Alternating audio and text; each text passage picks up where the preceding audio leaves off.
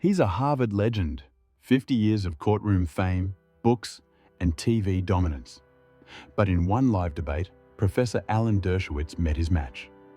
Across the table sat Congresswoman Jasmine Crockett, calm, sharp, fearless. One question, and the man who's silenced so many fell silent himself. This story is a work of fiction. While inspired by real public figures and debates, all events, dialogue, and scenarios have been creatively reimagined for dramatic and educational purposes. It is not a documentary. Alan Dershowitz entered the CNN studio with the quiet entitlement of a man who hadn't just witnessed history, he'd shaped it. His steps were steady but unhurried, his eyes calm and calculating beneath silver-rimmed glasses. Even at 85, there was a sharpness to him, a readiness honed from decades in courtrooms, lecture halls, and green rooms. The lighting crew didn't need to be told twice to adjust for him.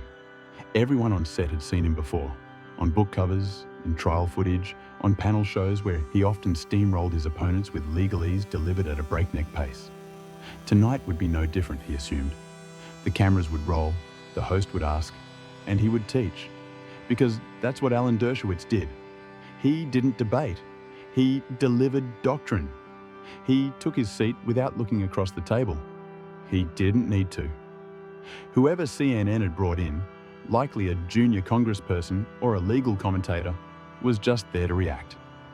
They'd interrupt, fumble, make emotional appeals, and he'd calmly respond with Supreme Court precedent, Federalist Papers references, and the weight of a 50-year academic career at Harvard. The subject tonight was executive privilege, something he'd been writing about since most of America was still learning about Watergate in real time. He adjusted his lapel mic, exhaled, and leaned forward into the familiar embrace of the camera. Executive privilege is not just a legal concept, he began, his voice measured but booming. It's a pillar of our constitutional fabric. His cadence was smooth, rehearsed without feeling robotic. Every word carried a kind of professorial authority, one honed not just through scholarship, but through decades of televised performance. The producers in the control room exchanged approving glances. This was classic Dershowitz, calm, commanding, imperious. But what none of them had noticed, yet, was that across from him, a different kind of energy was brewing. Jasmine Crockett sat silently, her posture upright, her hands folded lightly on the desk in front of her. She wore no expression, and she didn't need to. Her stillness spoke volumes. No nerves, no defensive smiles, no scribbled pages of notes. Just a single closed folder, a calm gaze, and a readiness that felt more like a prosecutor than a politician. Most viewers wouldn't have recognized her right away. She wasn't a household name. But in courtrooms across Texas, she'd been known as a storm in a suit, cutting through bad policing, exposing systemic bias, and winning against opponents who underestimated her. And that's exactly what was happening now. While Dershowitz spoke in sweeping declarations, Jasmine listened with the kind of silence that disorients powerful men. She didn't blink often. She didn't fidget. She watched. An attorney who had once stood alone against a city's entire police force doesn't get rattled by a Harvard professor with a microphone. She wasn't here to match his resume. She was here to test his record. She'd come to this debate not to trade sound bites, but to pose a question no one else had dared to ask. A question that would shake the very foundations of Dershowitz's public credibility. She'd read his books, all of them. She'd watched the tapes from 1998, 2000, 2018, 2020. She knew the contradictions, not the kind that came from intellectual evolution, but the kind that bent with the political winds. He wasn't just inconsistent, she believed. He was strategic in his inconsistency. And that made him dangerous. Because when the American people trusted voices like his without question, when they saw scholarship as neutrality, when they mistook confidence for truth, democracy didn't just wobble. It cracked, so she waited. Let him lay his foundation. Let him lecture the nation one more time about privilege and precedent. She had all night. Because while he came to dominate a conversation, she came to dismantle a legacy. Brick by brick, quote by quote, contradiction by contradiction. And when the moment was right, she wouldn't raise her voice. She wouldn't break her calm. She would simply ask the one question no resume could answer, and the silence that followed would echo across the country.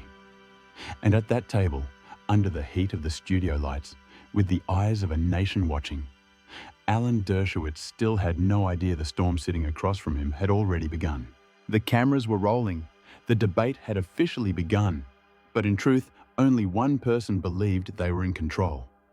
Alan Dershowitz adjusted his glasses, squared his shoulders, and leaned into the mic again with the rhythm of someone who had done this thousands of times. His sentences were crisp, heavy with historical references and footnotes that lived in his head like well-rehearsed scripts.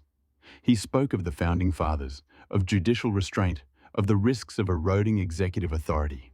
And he did so with the ease of a man who had built his entire brand around being the most informed voice in the room. Then the moderator turned.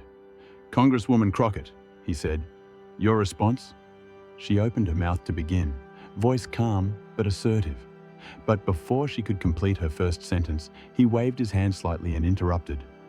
"Congresswoman," he said, not unkindly, but with the polished smirk of someone who didn't think it necessary to be cruel, just superior. "These are complicated matters. Maybe we should stick to the basics." The sentence hung in the air, soaked in condescension. His voice, smooth and controlled, didn't rise, but it didn't need to. The message was clear. You're out of your depth. He had used this tactic for decades, reframing opposition as uninformed, their arguments as naive. He wasn't just correcting her, he was reassigning her role in real time, from equal participant to student, from challenger to observer. There was a brief pause. A lesser opponent might have stumbled, might have become defensive or rattled. But Jasmine Crockett didn't blink. Her eyes remained locked on him, not with anger, but with calculation. Her expression didn't change, but her silence became louder than anything Dershowitz had said. She had seen this before, too many times to count. The well-educated men in fine suits who interrupted, dismissed, redirected. She knew the rhythm.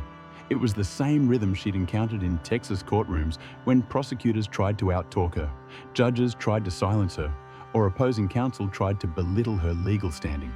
This wasn't new, and she didn't need to fight it head-on. Not yet. Instead, she leaned forward slightly, calm, controlled, pen in hand, eyes steady. She was taking notes, not to remember what he said, but to record how he said it. Every tone, every tactic, every deflection. Because Crockett wasn't there to react. She was there to document. Let him talk, she thought. Let him assume. Let him build the very pedestal she was about to pull out from under him. What Dershowitz didn't realize was that his interruption had done more than shift the conversation. It had confirmed everything she needed to know. Not just about him, but about what this moment meant. He wasn't just defending a legal theory. He was defending an empire of authority, and he was doing it the only way he knew how, by reasserting dominance over a voice he didn't expect to challenge him. And that was the mistake, because Crockett didn't come to be heard. She came to be remembered. For the first 15 minutes of the debate, Alan Dershowitz had treated the discussion like a solo lecture. He'd cited James Madison, invoked Hamilton's letters, and reminded viewers again and again that he had taught at Harvard for half a century. He wasn't just speaking to Congresswoman Crockett. He was speaking over her, to an imagined audience who still believed that experience always equaled wisdom.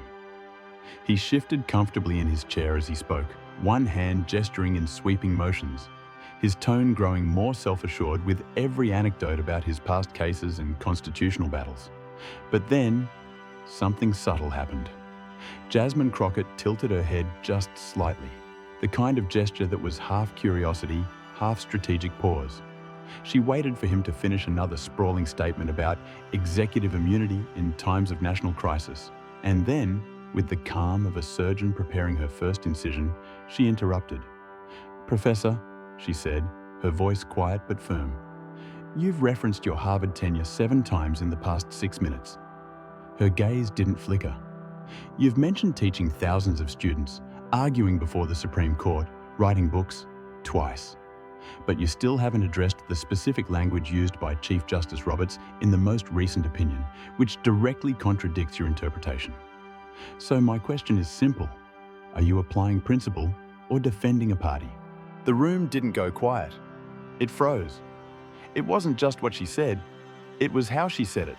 Not angry, not challenging, but clinical. A prosecutor cross-examining a witness who thought he was above cross-examination. Dershowitz opened his mouth, but nothing came out at first. Just a pause. And in that pause, something imperceptible shifted. The weight of the moment began to lean away from him.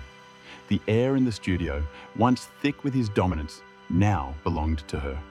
Without waiting for a response, she reached down, opened her folder, and laid it flat on the desk in front of her.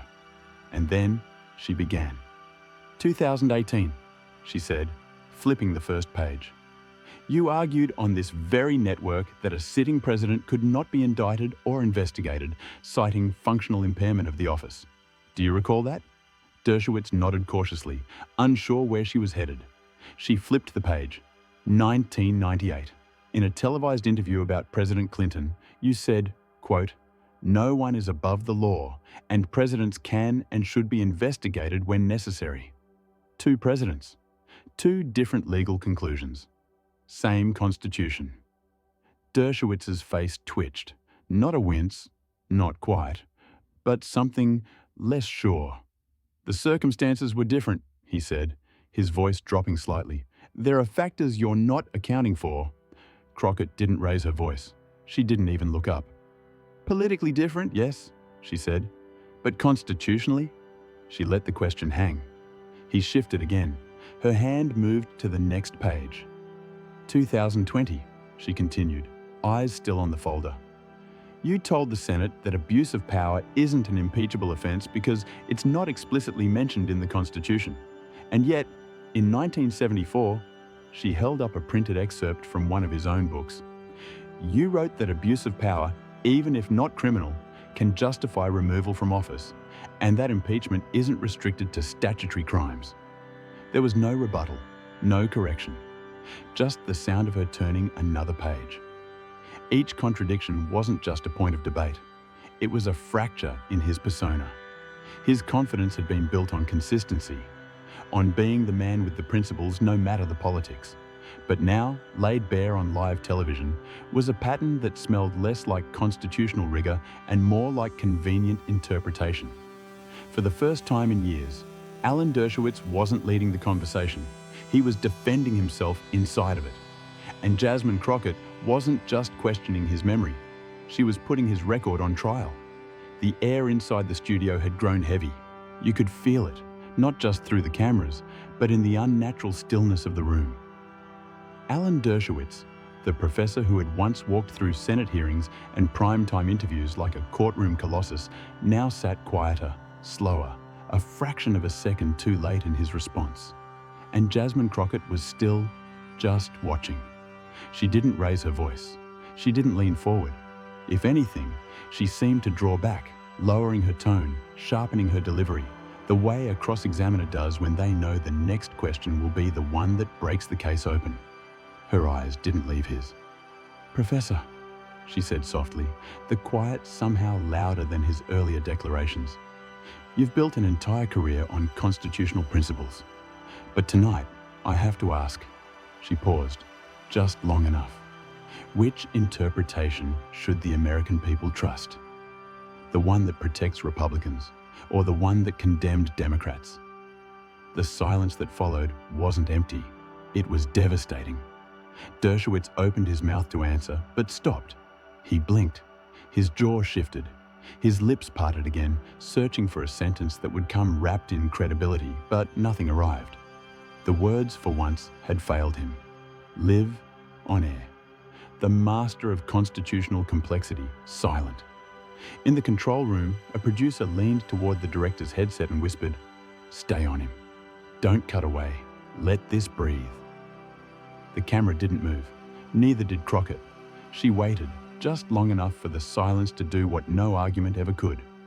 Then she delivered the final blow. "When your principles change with the client," she said evenly, "that's not scholarship. That's advocacy pretending to be analysis.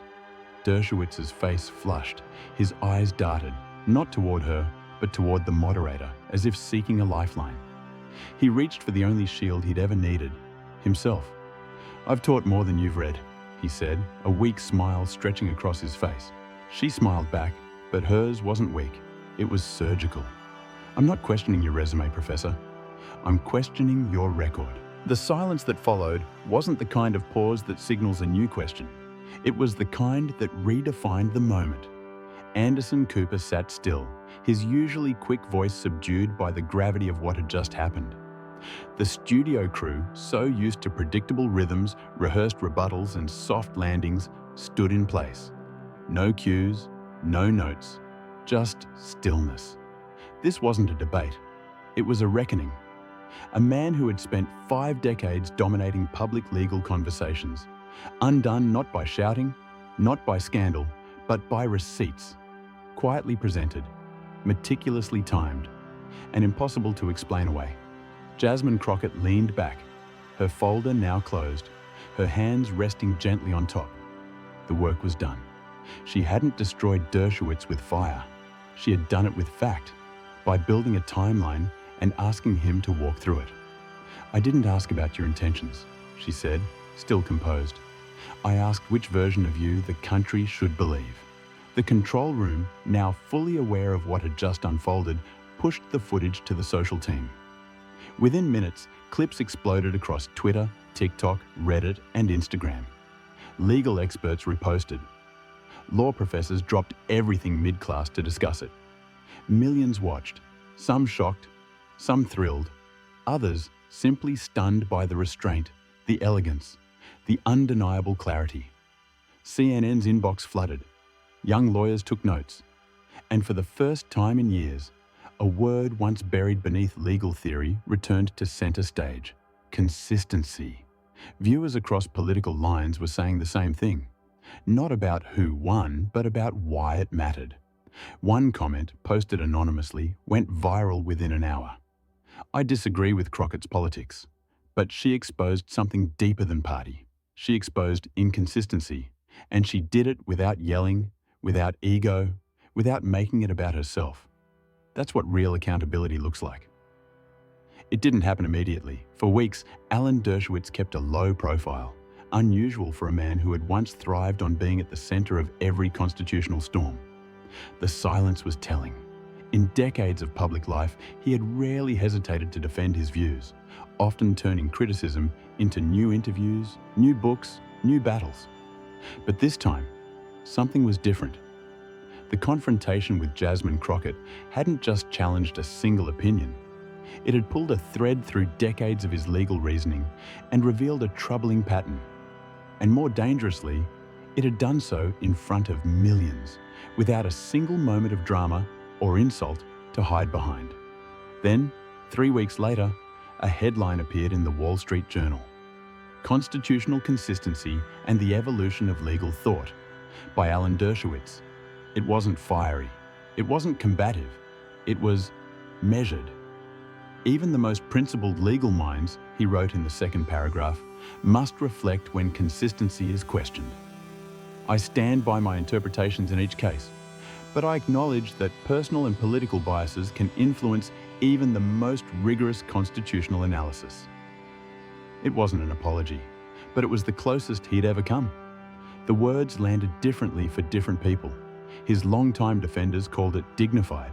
His critics called it a delayed admission. But among scholars, lawyers, and journalists, the message was clear.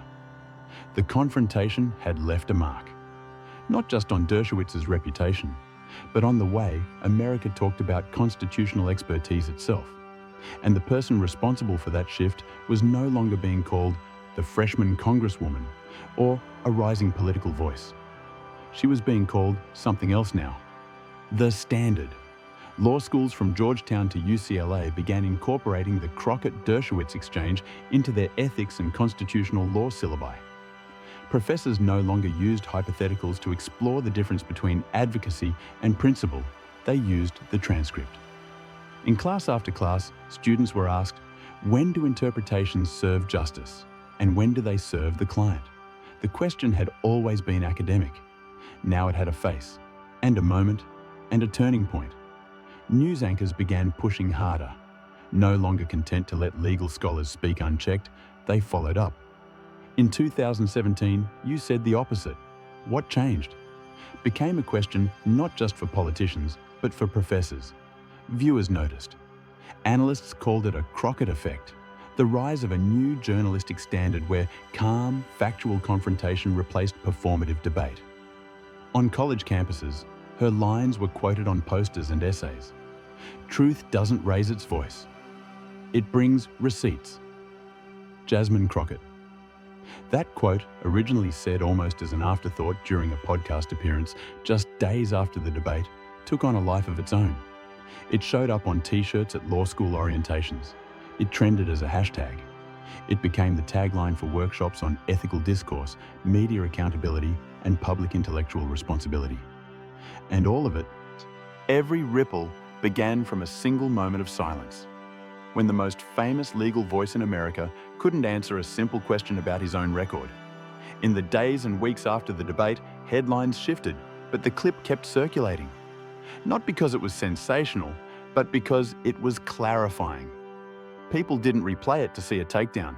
They replayed it to understand something they'd always felt. That power, even when dressed in credentials and eloquence, can lose its integrity when it bends with convenience.